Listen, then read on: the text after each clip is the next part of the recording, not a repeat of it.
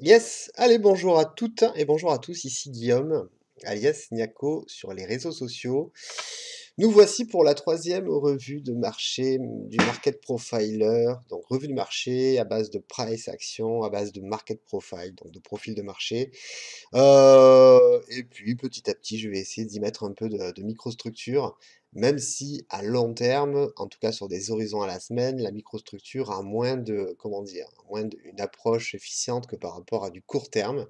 Mais on montrera un peu de footprint, on montrera un peu une approche microstructure au fur et à mesure des revues de marché. En tout cas, aujourd'hui, eh bien, bah là, on se retrouve sur mon site, simplement pour vous mettre le petit message d'avertissement. Voilà, je vous laisse le temps de le lire, il est ici. Et on va pouvoir basculer sur nos actifs que nous sommes en train de surveiller attentivement. Vous êtes à peu près entre 100 et 200 à me suivre là régulièrement, donc je vous remercie, c'est super sympa. En tout cas, je pense que vous y trouvez un intérêt certain. Et donc, ça me donne l'envie et puis la force de continuer eh bien, à faire ces revues de marché. Et donc, on va travailler sur nos indices et nos actifs, en tout cas notre matière première qui est le gold. On va rester un peu sur le NQ, on va rester sur le Do. Et puis concernant les cryptos, on ira jeter un coup d'œil aussi si le temps nous le permet. Puisque moi je m'étais prononcé quant à l'avenir entre guillemets des cryptos, en tout cas moi ce que je pouvais anticiper, même si anticiper c'est pas forcément le terme, parce que il suffit d'un événement pour catalyser dans l'autre sens. C'est ce qui s'est un peu passé sur les cryptos, puisqu'on a tendance maintenant à bid up au niveau des cryptos. Mais, il y a des choses à dire, donc on prendra le temps si on en a un peu pour discuter de tout ça. En attendant, ben, cette fois-ci, on va commencer sur, pas sur le NQ, on va commencer sur le gold. Euh, bon, le gold, j'avais, voilà, ça fait maintenant plus de 2 semaines qu'on le suit ensemble. J'avais indiqué qu'il était possible qu'ils viennent travailler dans la zone des 1770 à 1780. C'est ce qu'il avait fait, ça on l'avait vu la semaine dernière. Et j'ai indiqué la semaine dernière que quand même la probabilité c'est qu'on aille se diriger sur la borne haute de cette zone autour des 1720-1718. Alors, force est de constater que le gold a fait exactement ça. Alors, il n'est pas venu chercher les 1720, il est venu chercher les 1721, voilà. Il est venu les chercher, c'est intéressant, parce qu'il est venu les chercher sous forme de double bottom, cadencé sur 2 journées. Donc c'est ça qui est super intéressant, c'est que le 29 septembre, il a d'abord fait une approche et il a fait une close sur la zone, et puis eh bien, la journée d'après, le 30 septembre, il est venu chercher à nouveau pour former ce double bottom, et puis ensuite s'est installé un flux. Et dans le cadre de ce flux, bien évidemment, on note le déséquilibre qui nous renvoie sur cette zone tout là-haut. Donc, partant de là et partant de ce constat, on voit clairement le déséquilibre que je note ici. Les profils de marché nous l'indiquent assez visuellement. Maintenant, que pourrait nous faire le dos? Donc là, concrètement, il est... moi, ce que je prends en compte, c'est la journée du 30 qui est quand même assez bid-up. Voilà, cette journée, à n'en pas douter, a quand même bien amorcé les choses. Il y a eu une belle impulsion. Donc, on se retrouve finalement dans un range. À nouveau dans un range, comme la plupart du temps. Sauf que il y a un point, en tout cas une zone, un niveau pivot, un niveau qui joue déjà son rôle, qui a déjà joué son rôle, qui va probablement continuer à jouer son rôle dans les jours prochains, c'est ce niveau-là. Alors, je vous l'indique, il est ici, clairement. Voilà. Il se trouve aux alentours des 1745, 48. Et il a déjà joué son rôle ici. On va voir ce jour, est-ce qu'il va avoir le God, la capacité d'aller à nouveau chercher ce niveau. En tout cas, il y a une chose qui est sûre, c'est que tant qu'il conserve cette zone, on doit, à l'approche de cette zone, essayer de travailler le marché à court terme dans la journée ou peut-être à moyen terme sur la semaine, à travers des longs, pour aller à nouveau chercher les zones là-haut. Ça me paraît assez logique. Il y a toute cette zone ici qui demande qu'à être travaillée à nouveau. Donc en fait, moi, c'est assez visuel pour moi. Tant qu'on préserve ici, les 1745-48, euh, je vois bien le marché continuer et faire des relances pour aller chercher le niveau des 1800 à terme. Moi, ça me paraît assez intéressant. Bon, maintenant, bien évidemment, il faut avoir quand même d'autres scénarios dans son sac ou dans sa valise. Si cette fois-ci, à contrario, il vient à casser le niveau, la façon dont il va le casser va nous interpeller. Il faut absolument que s'il casse le niveau, donc ce support intermédiaire, je le rappelle, c'est un support voilà, qui a fait office de résistance, pardon, de support pendant plusieurs jours. S'il venait à le casser avec un Marubozu puissant, avec un balayage assez puissant du bid, là, on va se poser des questions pour aller chercher des targets légitimes qui se trouvent ici, principalement sur la zone des 1733, et puis, somme toute logique, la zone à nouveau des 1720. C'est toujours un principe de vase communicant. Si on casse ici, il est possible qu'on fasse un travail de volume ici. Mais il faut voir la façon dont on casse. Et puis après, se positionner sur des pullbacks, des throwbacks, là en l'occurrence un pullback pour essayer de rentrer dans le train. En tout cas, voilà à court terme ce que nous pouvons dire. C'est vraiment la zone des 1700. On va la discriminer cette zone pour qu'on soit assez clair dans ce que je veux dire. C'est la zone voilà, des 1745, 46, 48, 47, 48. Voilà, toute cette zone. Si on bascule sur une unité plus long terme, donc voilà, ça c'était le petit schéma que j'avais fait. Alors il ne l'a pas fait la semaine là, il l'a fait cette semaine-là. Très bien, il rebid up. Donc cette zone que je viens de citer, on la voit clairement sur du long terme, hein. Voilà, c'est la même, c'est cette double distribution. Donc l'enjeu, c'est de ne pas la combler si on veut continuer à grimper. Voilà, c'est tout. Après, il y a des targets là-haut qui sont très très intéressantes. Et à long terme, en tout cas sur 1, 2, 3, 4, 5, 6, 7, 8, 9, 10 semaines, là on est sur la 10e semaine, on voit très bien de toute façon qu'on est là aussi dans le cadre d'une consolidation long terme. Alors certes, dans cette consolidation, il y a, bah, comme dans tous les marchés, des phases de tendance à l'intérieur de la conso, qu'on voit ici clairement, puis qu'on voit ici, mais rien ne nous empêche de se dire qu'on peut reprendre une tendance pour remonter ici. C'est complètement cohérent. Enfin, en tout cas, moi, ça ne me surprendrait pas.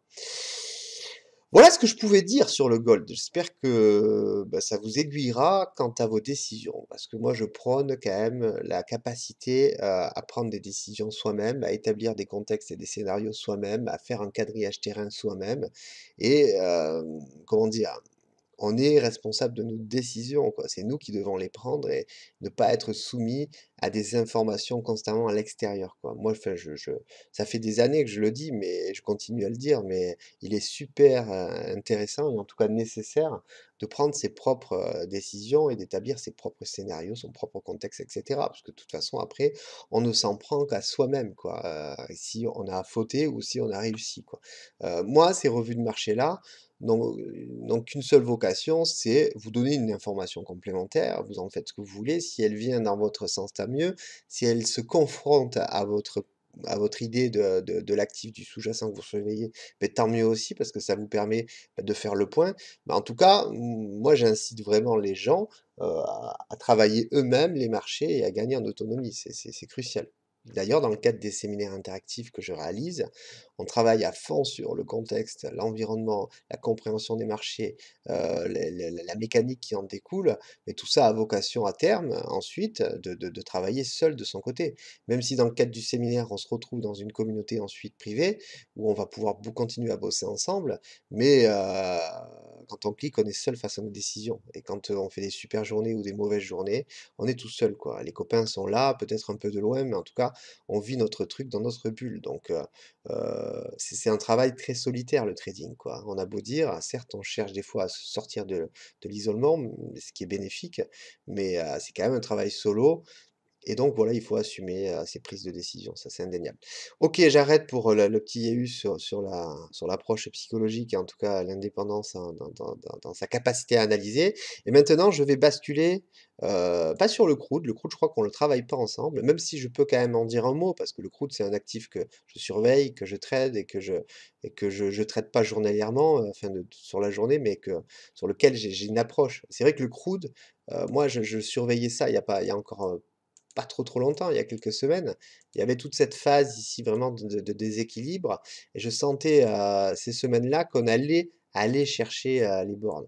C'est ce qui s'est passé. Alors c'est intéressant parce qu'on est d'abord venu faire un travail de comblement, ensuite on est revenu chercher le haut de cette borne-là, hein, de cette semaine-là, pour ensuite décider de prendre la décision de sortir et regardez comme il vient chercher, cette zone-là. C'est super intéressant.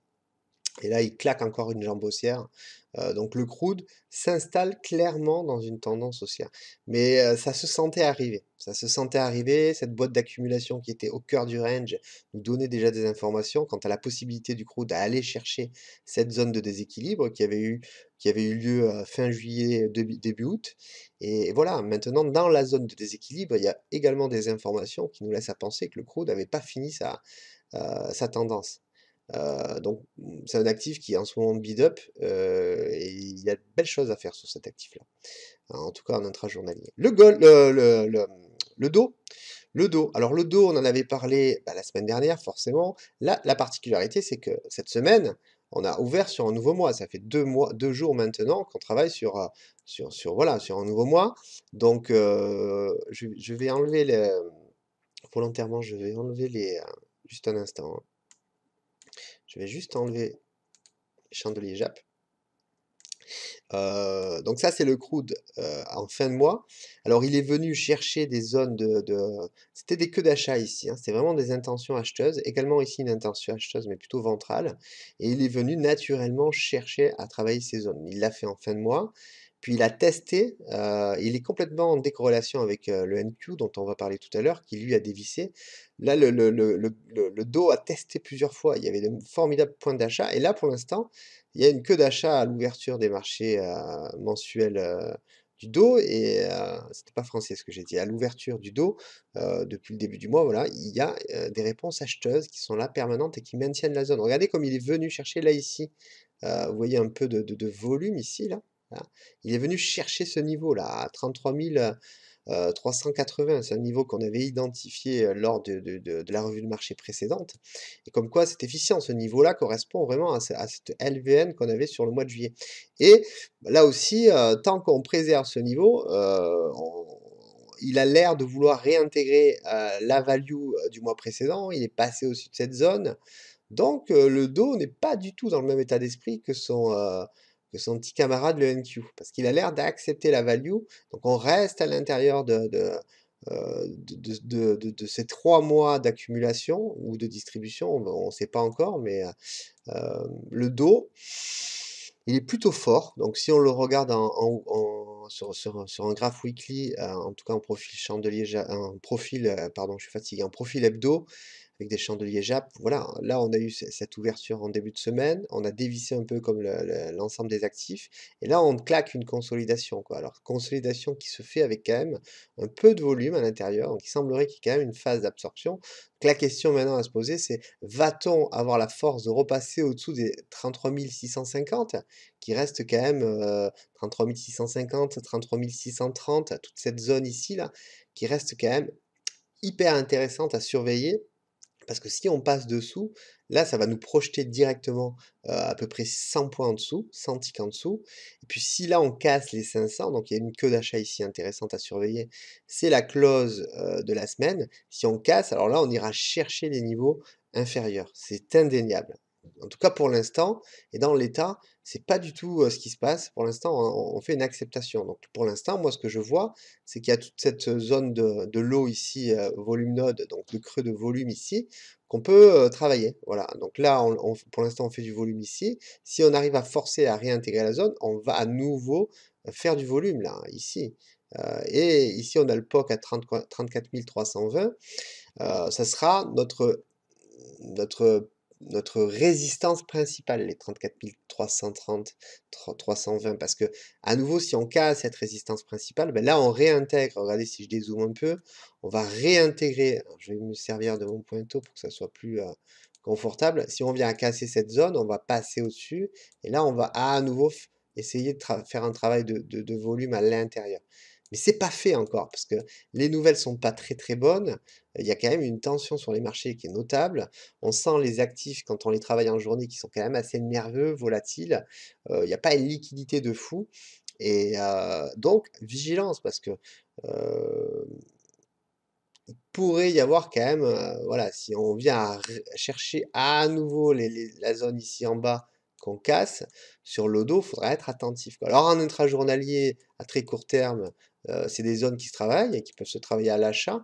Par contre, si elles cassent, il faut les travailler à la vente et travailler à la vente à court terme pour aller chercher d'abord les 500 et puis quand on arrive ici, on va être vigilant à ce qui se passe à l'intérieur, là, parce que derrière, après, ça peut clairement dévisser. Puis si ça dévisse, je vais vous donner une zone, rapidement qui peut faire office. Donc on ira forcément, on retournera sur donc les bas, ça c'est indéniable. Et si ça dévisse fort, on va complètement se projeter sur les 32 900, 920, 33 000. C'est vraiment 33 000 si ça lâche, c'est vraiment une zone qui sera vite travaillée, hein. Ici là, paf. Et prenez en compte cette amplitude, là, on a quasiment 2000 ticks qui ont été réalisés sur le mois ici. Là, l'extrême est ici pour l'instant. Si on descend ici, voilà, ça nous fait à peu près 1000 ticks, hein, donc c'est dans la même cadence que ce mois-ci. Il faut vraiment prendre en compte les amplitudes, hein, pour vraiment se projeter si on fait du swing. Voilà, 1000 ticks, c'est complètement faisable. Et puis après, si on casse, on peut aller chercher même des niveaux inférieurs, tels que ce point de contrôle ici, qu'on a aux alentours des 32 000, 32 600. Voilà, ça nous fera à nouveau une belle amplitude de profil. OK, je pense que c'est bon, je bascule sur, j'essaie de garder une vidéo qui fait pas plus de 20 minutes. Je bascule sur le NQ parce que le NQ nous a fait quand même, voilà, il nous a fait quand même un joli travail.